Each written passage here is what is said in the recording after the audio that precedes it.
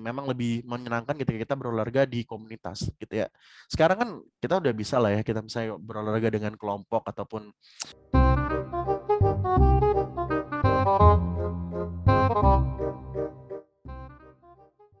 Gue sebenarnya gue suka meditasi, gue jangan terlalu sebelum berat. olahraga 1 menit sebelum olahraga gue suka meditasi. Taunya tidur.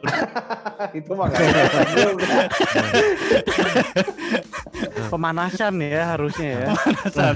Tapi in case ya, misalnya memang ada yang seperti itu ya, ketika kita ngelakuin relaksasi atau meditasi terus kita ketiduran, itu yang paling penting adalah bagaimana respon kita terhadap diri kita after kita ketiduran itu yang lebih penting juga sih. Karena kadang-kadang itu adalah part of the training ya. Bisa jadi kita udah capek banget sebelumnya, udah kerjanya udah harus mikirin yang luar biasa berat gitu ya. Kita tidur ya, mungkin pas kita udah kebangun bisa kita memberikan penghargaan. Ada orang yang mungkin malah jadi kayak ngerasa bersalah atau menyalahin dirinya sendiri. Lu kenapa sih gitu doang udah ketiduran gitu, goblok banget atau gimana. Nah itu yang harus dilarang. Itu kita berolahraga sense of achievement, happiness, kita kan juga pengen nunjukin self love kita ya. Kita mencintai diri kita dengan berolahraga, dengan meditasi, tapi kok bisa di satu momen kita jadi ketiduran atau olahraga kita nggak, itu yang bahaya. Jadi self-nya malah turun. Nah, self love-nya kita tingkatin dengan memberikan penghargaan. Meskipun ya nggak seperti yang kita targetkan, tapi oke lah. Jadi untuk olahraga itu yang penting pertama adalah niat. Terus gali awareness ya. Awareness-nya dulu. Gali dulu ya. Terus planning ya. Mulai ya, ibarat kata mulai ya, habis planning mulai itu. Dari situ dijaga konsistennya tuh ya. Ya, konsistensi. Baik setelah lagi konsisten nih, baru kita mulai naikin frekuensi tahap demi tahap. Ya, mau frekuensi, mau itu intensitas ataupun durasi, itu bebas, kita mau yang mana dulu. Kalaupun ternyata kita sebulan nggak berubah sama sekali tuh ya frekuensi atau durasi, itu kita cek dulu. Kita udah mulai ngerasain kebosanan atau enggak nih dari aktivitas olahraga kita. Kalau memang kita udah mulai ngerasa bosan, lu rubah kayak gitu ya. Ataupun misalnya beberapa orang tertentu ada yang memang tingkat spontanitasnya cukup tinggi ya, 3 hari udah pengen ada perubahan. Yang penting dia tetap konsisten untuk olahraganya itu. Kecuali kalau memang lu latihannya lagi memang latihan untuk konsisten ya, otomatis ya udah lu. Karena ada namanya tuh di olahraga tuh boredom proneness gitu. Jadi kerentanan terhadap kebosanan itu jadi masalah banget gitu.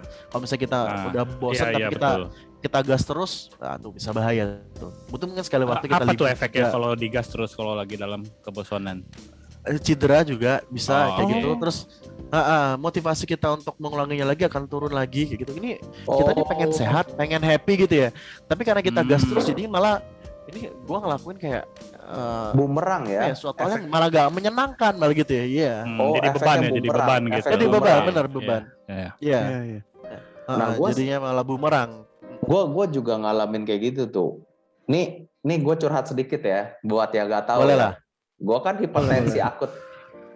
Gue tuh pengidap hipertensi akut. Gue pernah menerapkan hidup sehat, tapi itu gue benci banget. Cuman berjalan sekitar setengah tahun lah ya, sekitar beberapa tahun yang lalu. Dan gue benci banget. Gue ngerasa ini tuh waste of time banget sebenarnya. Tapi gue mau hidup panjang kan, gitu loh.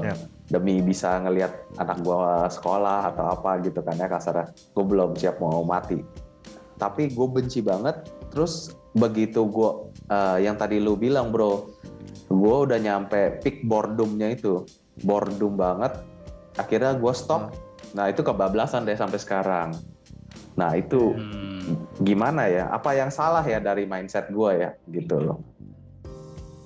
Menurut lo apa yang salah? Nggak tahu sih. Motivasi gue sebenarnya ini loh, sangat-sangat penting ya. Gue mau hidup, gue takut mati gitu loh kasarnya. Kan gue olahraga biar bisa bantu gue nggak makin parah kan hipertensinya gitu loh. Tapi malah bikin gue tambah sebel. Ujung-ujungnya malah gimana ya? Malah kayak bener-bener kesel, malah menjadi benci gitu loh.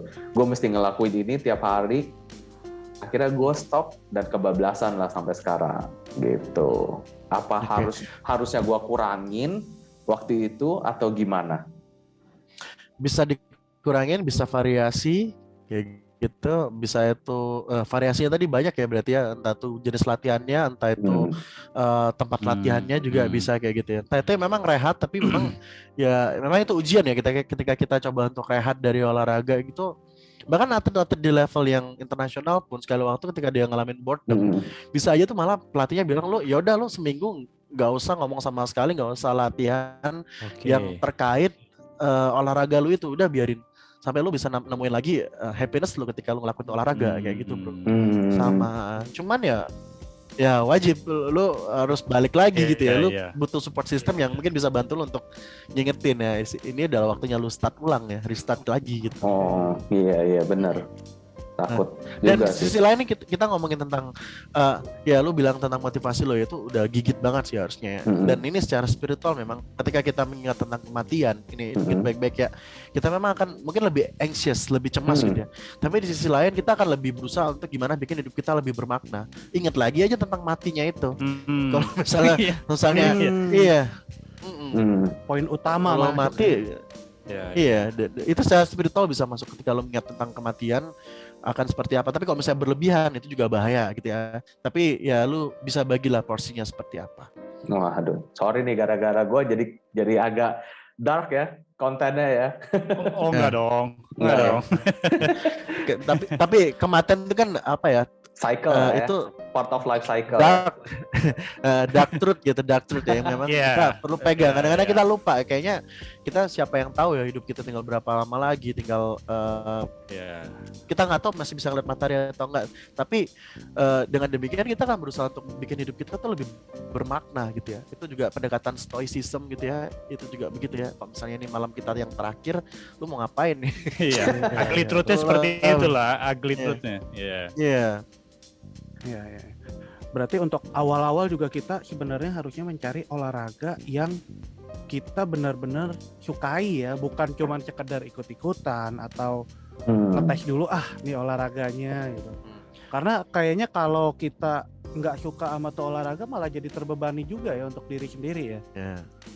Ya itu dikembalikan kepada teman-teman sih. Kalau memang lu pengen olahraga, itu sebenarnya olahraga tuh nggak boleh jadi tujuan yang menurut gue itu bukan tujuan utama, itu adalah kebutuhan utama gitu ya, bukan tujuan utama. Jadi maksudnya gini, lo misalnya pengen punya goal apa di tahun ini, misalnya bukanlah gue pengen mampu mengangkat beban gitu ya di strength training, bisa ngangkat beban 100 kilo misalnya gitu. Itu nggak boleh jadi targetnya ya. Tapi targetnya adalah misalnya gue pengen napas gue pas tidur tuh jadi lebih lega sebelum tidur. Nah kayak gitu ya.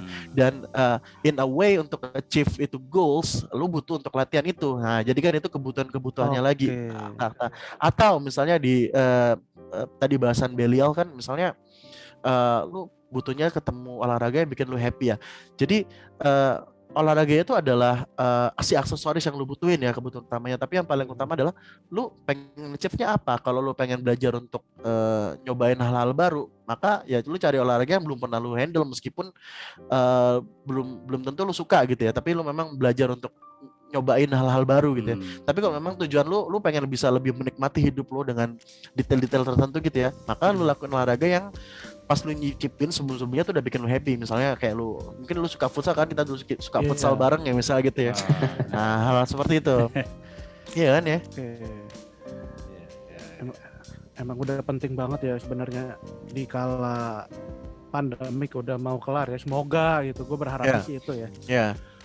Ini kita bisa masuk sini juga nih bro. Gue mikir nih kan, kita kan ya masih awal 2022 ya. Kan lu pernah bahas tentang resolusi.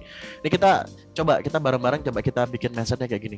Lu kalau misalnya di awal tahun, biasanya kan lu bikin resolusi baru ya, lu pengen capai apa dalam hidup lu. Entah itu level tertentu, entah itu lu bisa bikin kebiasaan baru dalam hidup lu. Ingat ya baik-baik bahwa mindsetnya ketika lu mengincar target-target yang belum pernah lu capai sebelumnya, itu kan kayak lu harus keluar dari zona nyaman lu bro. Betul. balik lagi tadi gue bilang bahwa stres itu adalah reaksi tubuh terhadap perubahan, terhadap ancaman. Ya, lu belum pernah berada di titik itu berarti kan suatu bentuk perubahan. Keluar dari zona nyaman itu adalah bentuk ancaman. Jadi yang namanya stres itu udah kayak harga mati yang pasti bakal lu alamin.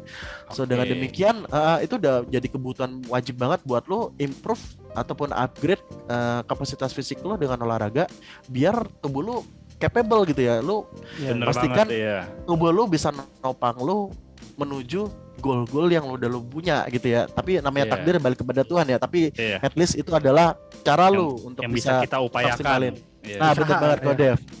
Usaha kita kayak gitu. Nah, mungkin kita studi kasus, lu punya targetnya apa, Bro? Pasti. Korek dikit lah, korek dikit. Gimana, Bel? Coba mungkin dari gua target gua ya. Target gua sebenarnya gua pengen balik lagi kayak pas zaman waktu gua masih kuliah lah ya. Timbangan gua 73, 72 gitu. Itu ya berarti gua mesti aktivitas olahraga untuk kurang lebih ya turun sampai segitu lagi lah. Sekarang ini gue 93, 94 gitu. 93, 94. Lumayan juga. Nah itu yang pengen gue kejar. Iya. Oke. Nih ya, kalau bicara tentang berat badan juga gitu ya, pengen nurunin. Ini mungkin bukan ranah gue, tapi gue bisa ngasih pandangan bahwa kalau teman-teman gue di nutrisionis gitu, biasanya yang paling diingat teorinya adalah teori defisit kalori. Gimana caranya? Ya kalori lu yang masuk itu harus lebih sedikit daripada kalori lu yang keluar. Benar. Kayak gitu. Jadi lu dapat makan lu kirimin ke lu aja. Dibagi. Ya, jadi teman-teman lu berbagi gitu. Itu mungkin hanya berbagi. Mungkin jadi solusi benar. Harus dibarengin sama asupan yang ini juga ya. Mau olahraganya rutin tapi kalau makannya masih sembarangan nggak ngefek juga ya, Bro ya. Iya, nggak ngefek kayak gitu. Jadi defisit kalori itu penting banget. Tapi juga secara mindset harus disiapkan ya. Lu kalau misalnya balik ke berat badan lu zaman kuliah, lu siap gak lu? Cewek-cewek pada deketin lagi itu gimana lu? Aduh, gua lagi minum. Aduh. Gua tahu lu zaman dulu gimana kan ya. Justru harus siap kan mumpung masih jomblo juga sekarang. Oh iya. Iya. Itu harus disiapkan juga. Lu perlu juga nih ya teman-teman ya. Kalau misalnya kita pengen bikin goal, bikin target di bidang resolusi kita sekarang ataupun yang umum lah, lu visualisasikan dulu bro, lu ambil waktu untuk relaksasi, lu bayangin kalau lu ada di level itu, misalnya contoh lu tadi lu ada di berat badan lu zaman kuliah berapa 72, biasanya tuh kita bikin goal yang mungkin kalau bisa sih di atas goal yang kita punya itu ya, tetap realistis, misalnya 69, let's say 69 gitu ya. Oh iya paham. Kalau gue di berat badan 69, lu bisa ngapain sih? Apa yang bakal lu lakuin dengan hidup lu? Apa yang manfaat positif yang lu dapat dan hal seperti itu? Wah, kalau dia apa lu gitu? Kalau dia jadi model, bisa menjadi model. Bisa gua angkat ya. Jadi bisa gua gendong deh kalau dia 69 lah. Jadi ntar ujungnya kita yang 69 lagi. Udah ntar gua cut. Coy. Itu si Kodev mesem-mesem gua enggak tahu ya. Kita mesem-mesem gara-gara kita bahas berat badan apa karena gue milihnya angka 69. Kenapa mesti 69 Gue gini gue jelasin. Gue sebenarnya kalau ngobrol sama lu nih bro gimana, lu kan lu sebagai apa sih psikolog yang bilang sorry nggak salah nggak sih psikolog yang cimen nih. Gue tuh suka takut. Gimana bro? Takut kalau ketemu orang yang ngerti psikolog, gue takut gue dibaca gitu karakter gue. Bener gak sih kayak gitu? Secara umum ya kalau misalnya gue ditanya sama entah itu mahasiswa gue, entah itu orang, lu psikolog, lu bisa bacain gue dong. Nah gue biasa bilang kayak gini, iya gue bisa, gue bacain Yasin mau gak tapi? Bacain Yasin mau. Biasanya kan kalau di jargonnya, kalau di orang-orang, kalau gue kan muslim ya, bacain Yasin berarti entah udah meninggal tuh bacaan Yasin. Nah karena itu bukan suatu, kita psikolog tapi bukan seorang mind reader ya, apalagi misalnya kita udah tersumpah profesi dalam membuat sebuah judgement ataupun penilaian profiling seseorang, itu butuh alat tes dan lain-lain. Kalaupun misalnya karena kita udah sering ketemu klien terus ketemu sama orang tertentu dapat gambaran tertentu. Nah, ini memang internal proses kita gimana caranya kita ya train ourselves untuk mencari positivitas di dalam situ. Itu memang udah tanggung jawab secara profesi, tanggung jawab kita sebagai pribadi juga seperti itu. Cari positifnya. Ya gitu, bro. Oh, iya. Jadi kok dari tadi kita ngobrol yang lebih banyak gue temuin ya yang positif. Walaupun tadi gue ngomongin 69 itu bagian dari jokes-nya gitu loh. Itu positif karena gue juga. tahu, Iya, karena gue tahu lu pertama kali ketemu pun lu orangnya kan humble gitu ya, humble ya. Lu orangnya easy going jadi bisa kayak gitu. Iya. Oke. Tapi seru juga ya kita ngebahas olahraga jadi banyak seru. Kata Gue rasanya udah pengen push up nih sekarang. Gue udah pengen push up. Gue dapat pencerahan gue. Bukan pengen puter-puter 69 kan? Oh enggak. Gue pengen push up.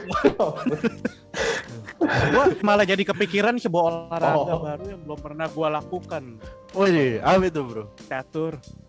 Nah, itu olahraga kan? Itu paling berat tuh, bro. Itu olahraga paling berat. Ngangkat kuda, ngangkat benteng, iya. Ngangkat raja ya kan. Mungkin timbangan gue bakal lebih turun banyak kali ya. Dulu bro, ini memang kita harus cari yang happy ya. Ini cerita dulu zaman gue masih kuliah, mungkin lu tahu juga ya. Gue doyan banget tuh main kayak main PES gitu ya, Pro Evolution Soccer, main bola sama teman-teman.